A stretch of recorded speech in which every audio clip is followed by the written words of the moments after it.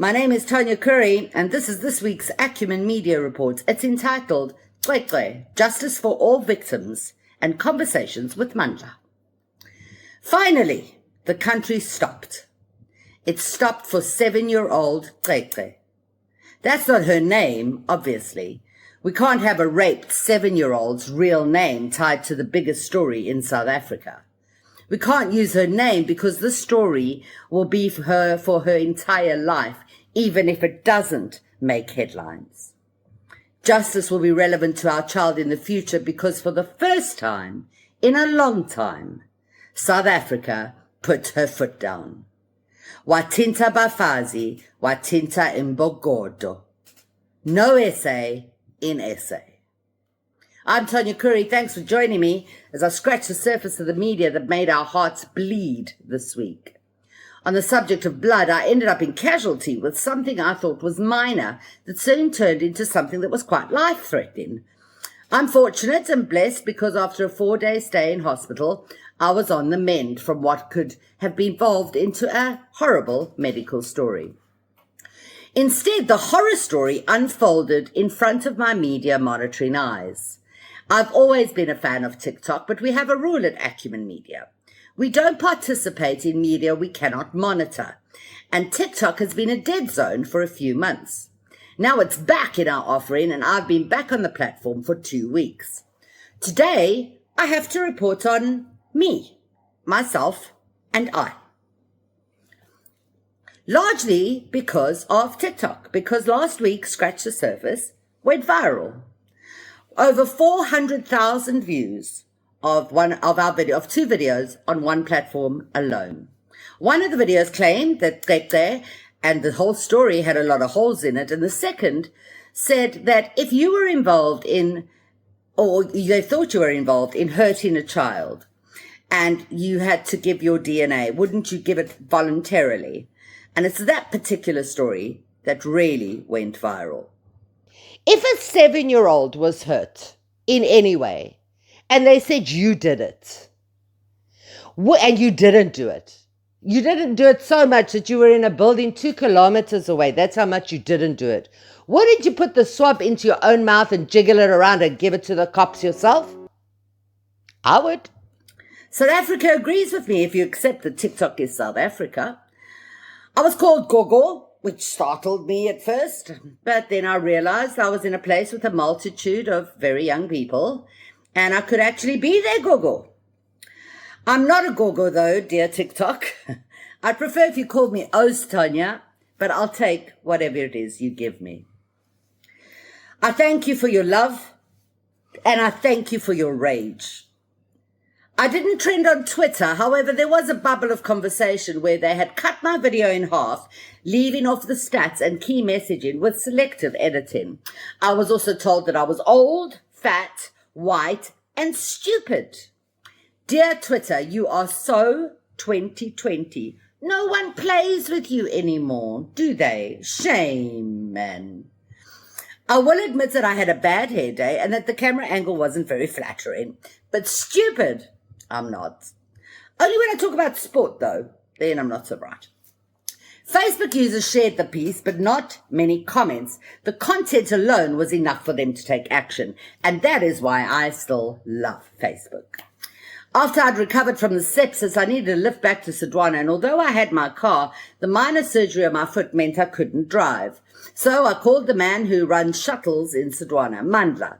He's both an excellent driver and a great conversationalist. It's not the first time that Mandla and I have chatted about politics and media mayhem, but this was a cracker. Conversations with Mandla. We spoke about the biggest story in South Africa, about the GNU, and more importantly, about how to fix both these big issues. Trigger warning, you're about to enter the chat.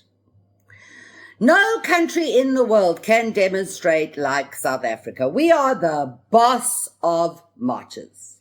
Did you see those marchers? Those tiny tots in primary school with their small signs and the harsh words coming out of their sweet little mouths was enough to break your heart or draw you to rage, wasn't it? There's no middle ground here. The thing is, we both agreed, Mandla and I. The rising of our nation is not really for Cece. It's for every child either boy or girl, who's been hurt, who's been raped, who's been killed by the tyranny of South African men. Justice for victims.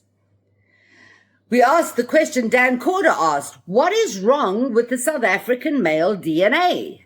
Why are we the rape and child abuse capitals of the world? There is not a single country that carries the statistics that we carry. We can't fix this problem until we understand why it exists. It's impossible to justify this kind of behavior. There are certainly, though, various contributing factors, and I think it's time we address those. Let's look back over the years. Man, woman, and child were often crammed into one room, still are. Having intimate relations definitely took place in front of the children. And if those parents thought their kids were sleeping every time, they were wrong. Add to this the very aggressive and far-spreading network of booze in our country, where you can find a Zamalek cheaper than you can and quicker than you can find bread in South Africa. Now you add alcoholism into the fray. Chuck in a cheap set of nasty drugs like tick, extreme poverty, a history of violence, and all these things become fire starters, and before you know it, the roof is ablaze. For good measure, throw a few more things into that tinderbox. For example, a tolerant school system that allows pregnant children to attend school and then to collect a grant. The same girl child who has only unemployment to greet her once she's left school, where the nation has set the precedent around her for a grant-based life. There's no incentive for South Africa to do better. None whatsoever. These horrible things are why we are witnessing South Africa's #MeToo. In one of my previous companies, I was invited by the media to talk about GBV. It was like 16 days or one of those impotent campaigns that makes you think that we did something when actually we did nothing at all to contribute to the struggle. But anyway, I digress. I went to one of my departments primarily run by women, and I asked them to help me with my upcoming speech. The things I learned in that room were mind-blowing. Out of the team of 7, 4 were raped under the age of 9. One girl said she was 14 when she learned that her uncle raping her every night was not normal. Imagine you're one of those women today. They're all watching this story unfold. They're watching a kid that was sent to school, a private school nogal. And at that very school, she was raped repeatedly. Every single one of those women in my team then are reliving the experience that they felt when they watched that television screen over the week. I hate to tell you, but every single woman, young or old, has felt some sort of violence or sexual exploitation at the hands of men. Every single one. Some just less than others. Kwekwes' mother herself was a rape victim, and this is not a pandemic, my readers. This is a genocide. South Africa is quick to defend Gaza against a tyrant, but we won't fix a genocide in our own backyard.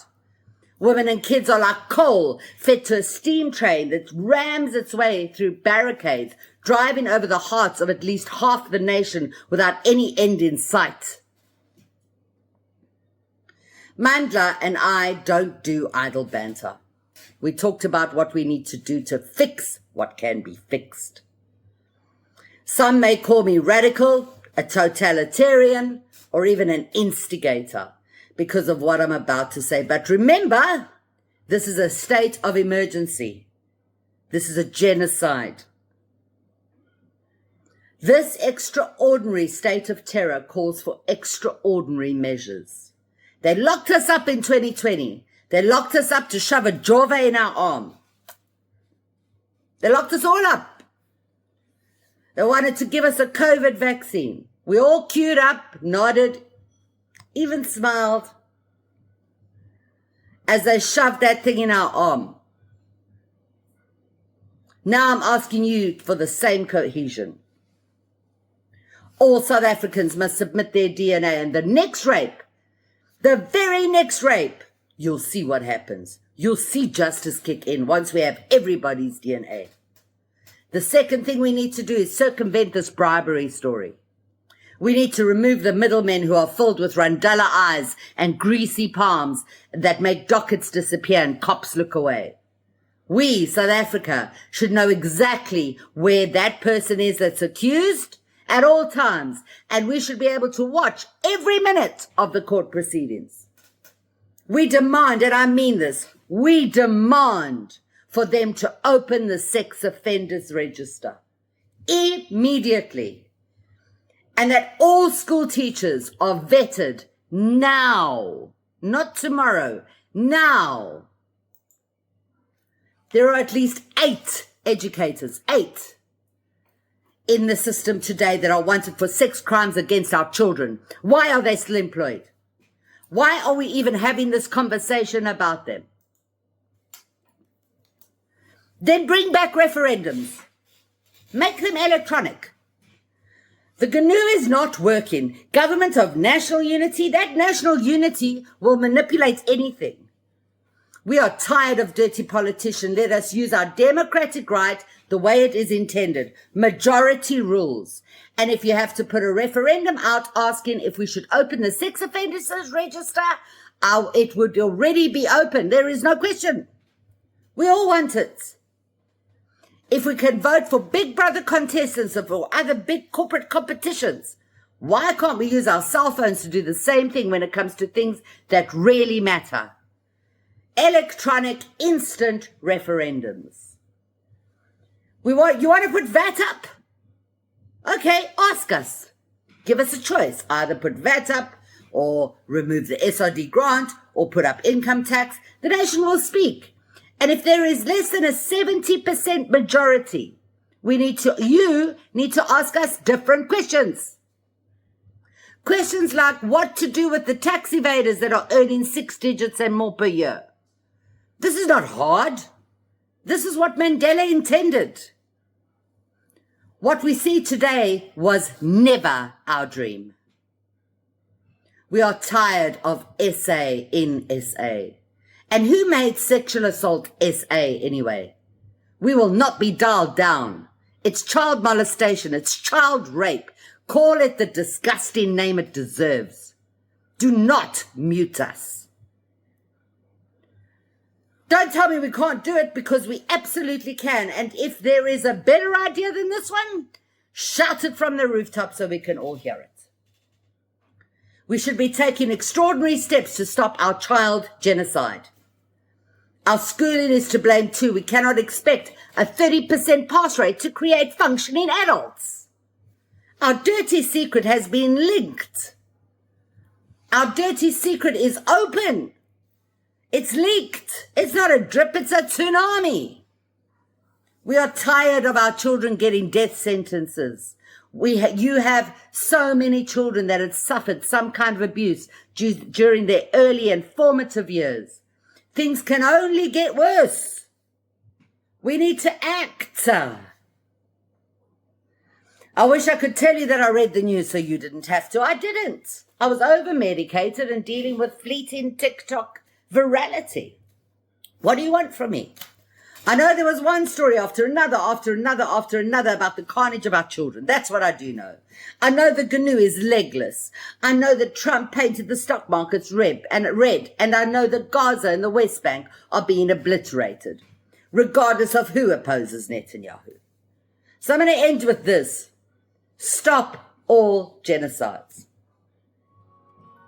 I'm Tonya Khoury, and thank you for scratching the surface with me, Acumen Media, and Mandla.